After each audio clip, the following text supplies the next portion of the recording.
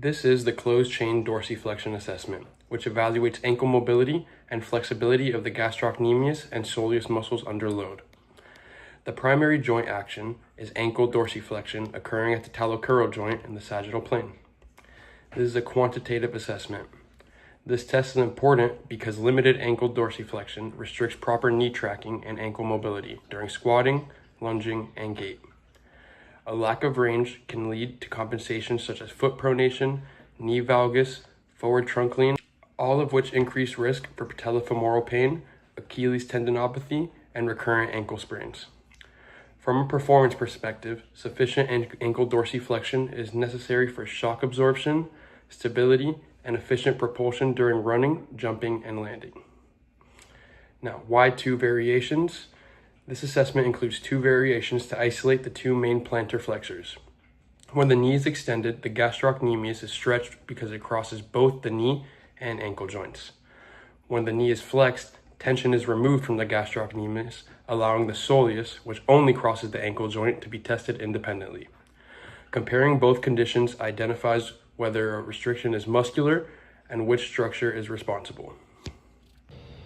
In this first portion, I'm testing the gastrocnemius-biased dorsiflexion with the knee fully extended and the heel down. My setup follows a validated method. The foot was positioned 6 inches from the wall, maintaining heel contact and preventing knee flexion to ensure the gastrocnemius remained under tension. The inclinometer was aligned along the anterior tibial crest with the stationary reference line parallel to the floor. 2 controlled trials were performed and both values were averaged since they fell within the 2-degree rule. My measured dorsiflexion angle in this condition was 23.4 degrees.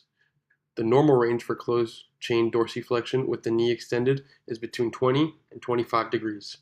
A passing score is 20 degrees or greater, a borderline range is between 15 and 19 degrees, and a failing range is below 15 degrees.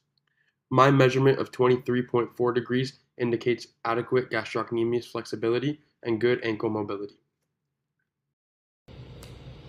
The second portion of this assessment uses the standing SADS method, as described by Poliski and his colleagues in the 2021 review. In this variation, the participant remains standing and slowly flexes the knee forward towards the wall, while keeping the heel down, pelvis square, and foot aligned straight ahead.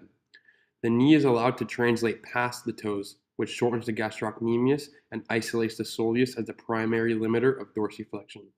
Again, the inclinometer was placed along the anterior tibial shaft, and the measurement was taken at the end range just before the heel lifted. My recorded dorsiflexion angle in the position was 29.7 degrees, where passing criteria is greater than 25 degrees, borderline is anywhere in between 20 and 24 degrees, and a fail or a red is sub 20 degrees of dorsiflexion. This measurement indicates adequate soleus extensibility and strong closed chain mobility for functional movements such as deep squats and lunges.